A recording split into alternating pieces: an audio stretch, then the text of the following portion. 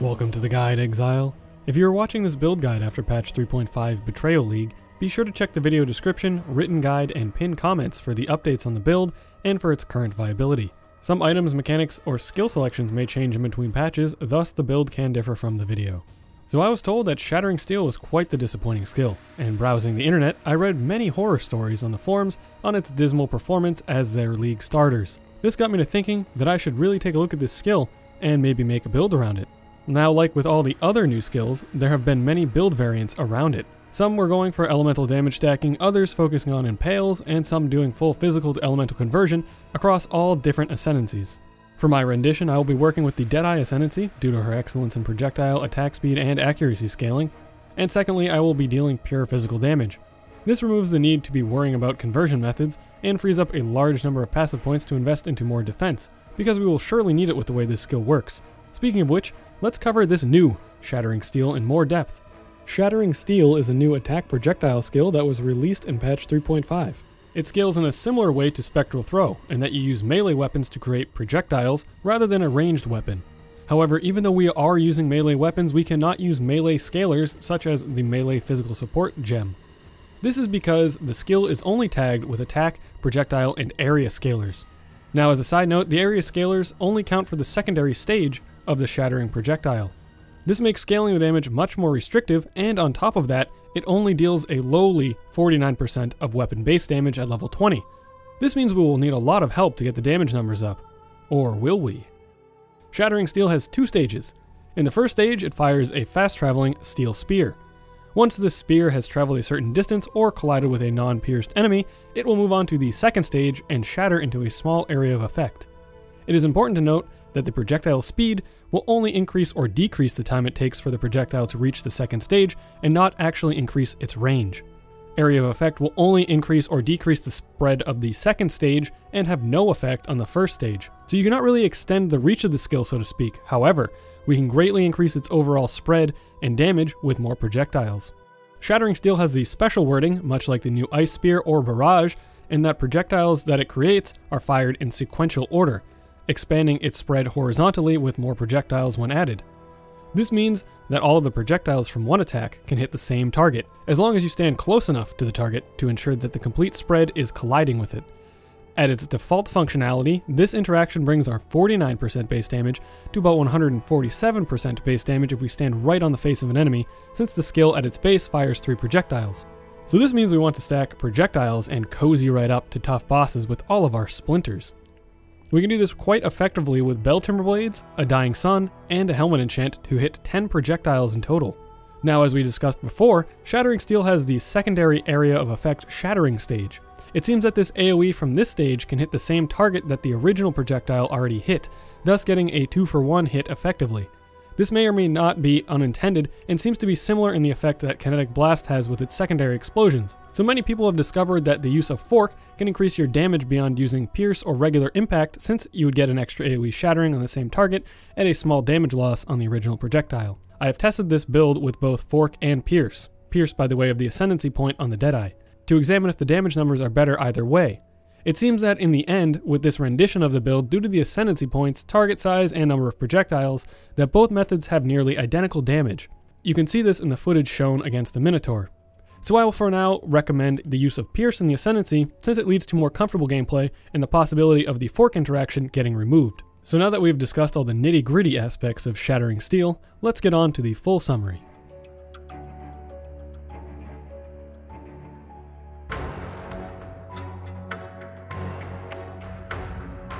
As I mentioned in the beginning of the introduction, many people have struggled with this skill as a league starter, and I would have to wholly agree with those complaints. It is a skill much in the vein of Spectral Throw that requires a decent base gearing to start to feel good, and I could not recommend it for a league starter or a minimal budget. However, that is not to say this build costs a fortune. The gear that I have here probably cost me in the ballpark of 8 to 10 exalts at the time of recording, and you can absolutely handle all the endgame content with that. The main cost for me was an Elder chest with percentage life and critical strike chance for attacks. This can totally be sidestepped and you could use another chest. Now, the only content that I failed to perform perfectly was Uber Elder. This is due to my skill and competencies. I got to the last phase numerous times deathless, and then I would die to something stupid and rip coming back into the fight. I'd like to blame it really on the stress, exhaustion, and the helpful Twitch chat. So offensively, we have the following. Shattering Steel, which is our main skill to scale into ridiculous damage through stacking as many projectiles as we can fire. As discussed prior, we want to stand on our targets so that they eat every last steel spear that we spew from our weapons. Speaking of projectiles, we get up to 10 projectiles via Bell Timber Blades, Helmet Enchantment, and Dying Sun. We could go up to 11 with Endless Munitions from the Deadeye Ascendancy, but with the point investment to get there, it isn't really worth it at a 10% more damage bump. On top of this, even at 10 projectiles, it can be hard to get all of them to collide with the target of choice. As we've gone for a pure physical setup, we use Herald of Purity and War Banner to gain more damage, and nearby enemies take increased physical damage. War Banner also has an incredible bonus when planted on the ground after killing enemies that grants you Adrenaline. Adrenaline grants 100% increased damage, 25% attack and cast speed, along with a 10% additional physical mitigation. Now this is only really usable in non-instance situations such as map bosses or Shaper's Guardians, but boy does it feel good and very powerful when you pop that banner down. As a Deadeye, we get a lot of accuracy and attack speed to bolster our hit rate and critical strike chance. On top of these accuracy bonuses, we also get Tailwind that acts as a 20% action speed multiplier. This means our attack speed and movement speed is multiplied by 20%. That is a huge bonus. Finally, we have flasks such as Diamond, Dying Sun, and a Silver Flask to boost speed and damage. Defensively, we have the following. We have 40-30 attack and spell dodge from acrobatics and phase acrobatics. This is a major defensive layer that can save us from taking a lot of damage. We can also bolster this further if we wish using Vol Grace, a Watcher's Eye Jewel with dodge with grace, a Quartz Flask, or alter our gearing to have more dodge on it. We have over 15,000 evasion from our Grace, Tailwind, Gear, and Bell Timber Blades. This is another great layer that we can get almost passively by gearing from dexterity-based gear. Since we are physical-based, we do not have any offensive auras to help us out, so we can use a defensive aura in its place with the remaining mana reservation. I chose to use Grace for a bigger evasion base along with the conjoined Evolve Grace for extra dodge in hairy situations. You can also swap this out for an elemental purity of your choice, and then pair that with physical damage taken as X element mod on a Watcher's Eye to get better flat mitigation. For example, I swap in a Purity of Ice in the Uber Elder fight since I don't need as much evasion in that encounter and would rather have the resistance. Another great side effect of a lot of attack speed is that we can attack and reposition very quickly with a fast leap slam to help mechanically dodge hits and incoming damage. This is also a great trigger to maintain our Fortify with. Finally, we have some defensive flasks such as Stibnite or Basalts to assist in further mitigation, and of course our Life Pool and Life Leech to maintain. The playstyle of this build is very fast, responsive, and fun. For maps like all other builds, you will want to leap around from pack to pack to maintain your Bell Timber Blade bonuses and fortify. Once at a pack, use the appropriate flasks and shower them in splinters of steel. Due to the wide coverage and speed of the build, you can get away with clearing maps without a secondary corpse explosion effect. However, you can totally make use of Hemophilia gloves to boost defensive precautions and clearing. You will also want to use Vol Grace when applicable. For bosses, you'll have to get up close and personal. There are a lot of buffs that we can pop, but for the most part, I was able to shred most bosses with just a hug and flasks.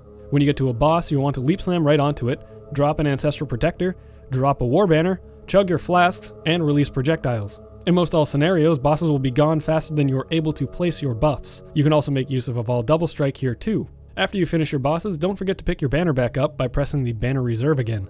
I frequently forget to do this. The path of building Paste Bin is included within the written script and description.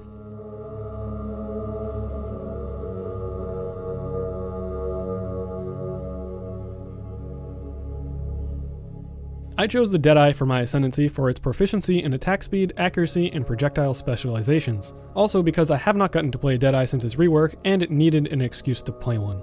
Arguments can certainly be made to make this on a Champion, Ascendant, or maybe even a Juggernaut. Who knows? Gathering Winds. This gives us the powerful Tailwind buff. This is like an acceleration shrine, and is a multiplier against all speed modifiers within a character. For us, this is mainly attack and movement speed. After we use a skill at least 10 times within 4 seconds, we will have a 20% more attack and movement speed multiplier. On top of Tailwind, we also get a 1000 base evasion. Rupture. This is an excellent all-arounder. It gives us critical strike chance, multiplier, life gain on hit, and bleeds do not deal extra damage. The life gain on hit is fairly noticeable next to our leech due to the amount of projectiles that hit targets. Fast and deadly. Even though we do not benefit from Blink or Mirror Arrow cooldown reductions, the doubled accuracy rating and attack speed is huge. This doubling brings us to the accuracy cap, ensuring that we rarely if ever are going to miss, as well as enhancing our critical strike chance. Powerful precision. Finally, this node provides us the free Pierce and extra 100% critical strike chance. These bonuses, along with the ability to replace the Pierce gem with another multiplier, is what I think really makes the Pierce and Fork comparison so equal in damage. Here is the Ascendancy progression.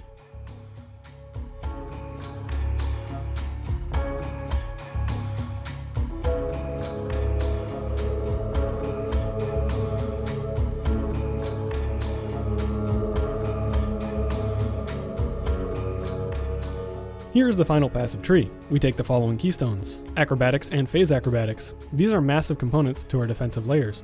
Point Blank. Since we are standing right on top of enemies to deal our damage, this is an excellent free multiplier. It can be argued to take Vol Pact, but I prefer the life regeneration for times when you are unable to hit targets and need to recover. If you wish to grab Vol Pact, you certainly can for a bit better sustain when face tanking. Other than these keystones, we aim to gain as much critical strike chance, multiplier, and life that we can. Since we are on the right side of the tree, getting a decent life pool is tough, and is why I chose to go pure physical. This allowed me to spend more points traveling to the left side of the tree for life. For Pantheons, I use Soul of Lunaris during most situations for the mitigation and dodge. Brine King is another great choice if you want to avoid chain stuns or freezes.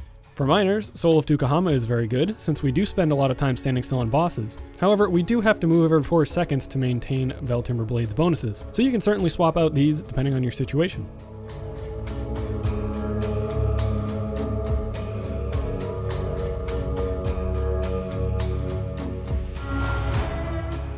Here are the gem links for the build. Since we are pure physical and have minimal support options due to the skill tags, our links are pretty straightforward. I suggest using a faster attacks with a 20% quality as a great all-around 6 link for mapping and bosses. For a bit extra damage, you can always swap in a slower projectiles, but I only recommend this for bosses since the projectiles will be slower than your attack and movement speed.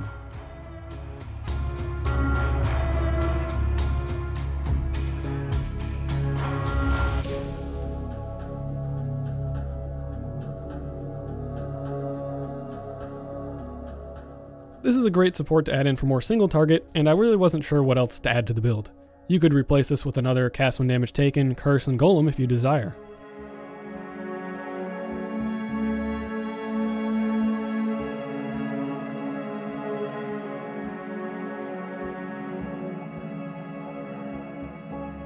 For this build, I highly recommend being prepared with gear before starting it. You do not need super expensive gear by any means, but the basics such as leveling gear and Belltimber blades are a great start. The rest can be rares of course, so check the written guide for affix priorities. I chose to fossil craft my own rare helmet with the Shattering Steel fires and additional projectile enchant. For this I used Jagged and Pristine fossils to get the nearby enemies take 9% increased physical damage, and the Delve hybrid of percentage increased life. This took me probably around 10 tries to hit, and I found it to be pretty worth it. The enchant is definitely a nice damage boost, but is not by any means required. A basic rare helmet will work, or a Starkonja's with or without the enchantment.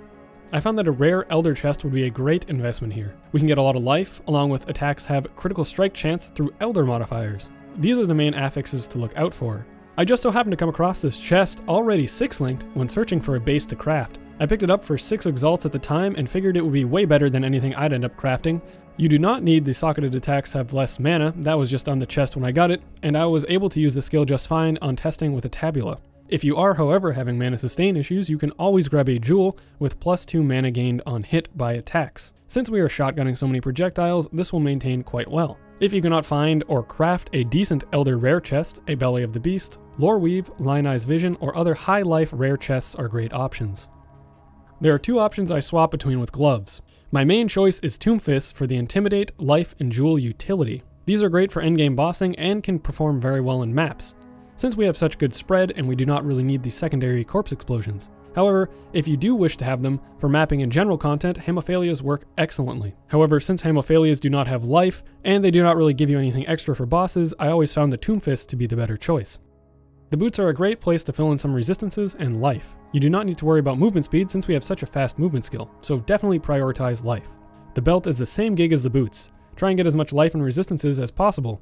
The generic increased damage craft from the new crafting bench belt prefixes is a great addition here as well, since we cannot benefit from any of the elemental damage modifiers. The amulet is where we'll want to score our intelligence requirements, along with some life, flat damage, and or critical strike multiplier. If you can get some more resistances here, that is also very good. Since we are physical based, a great source of damage is a nicely crafted pair of steel rings. I tried to craft some of my own and ended up making good elemental steel rings, go figure. So I bought these 2 for around 30C each, not too bad. The aspect of the crab is not used or required, it was just on one of the rings that I purchased. Look for life, flat physical damage, and resistances you may be missing. Prior to these rings, you can use whatever resistance rings that you would like, with life and some flat physical damage. They have been mentioned a few times here prior in this guide, but our weapons of choice are the Belltimber blades. These bad boys are cheap, have good damage, and best of all, provide 2 extra projectiles if you have used a movement skill recently. So all we have to do is leap slam every so often, roughly the counter of our fortify, to maintain these projectiles. All in all, it's really tough to beat these weapons for this build. If you cannot get these weapons, high damage rare or unique swords such as On's Mites or Scavas could work. However, I highly recommend getting these blades as soon as possible. Here are the flasks for the build. A Stibnite Flask. This is an efficient way of applying blind and amplifying our evasion rating. You can also get blind on Abyss Jewels, but since we are in the face of enemies, the smoke cloud works wonders. A Dying Sun. The Dying Sun is a great choice for this build as well, granting 2 extra projectiles and some AoE for the second stage of the Shattering Steel while clearing. A Diamond Flask as always, as we are critical strike based and we want to increase our critical strike chance as much as possible. A Silver Flask is great to add more speed to the build. You could also get Onslaught on kill with an Abyss Jewel and swap this out for a defensive one if desired.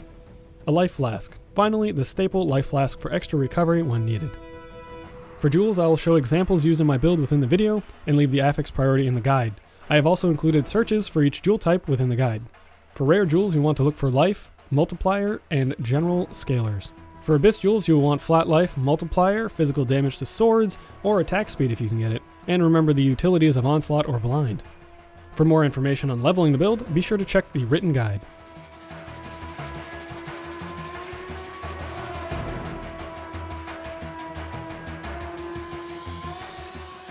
Initially, I thought that this build would be seriously lacking in damage going for the full physical route, but boy was I wrong. This build was an absolute blast to play through leveling, maps, and even into the endgame. Even though I played like an absolute goon against Uber Elder, I never failed a single time in all my runs. The combination of the Deadeye and projectile stacking made for one fast and responsive build that delivered exceptional damage while still having a fair amount of defense. I hope that this is proven to many naysayers that Shattering Steel has the chops to take on all the content. As always, thanks for watching, and I'll see you in the next one, Exile.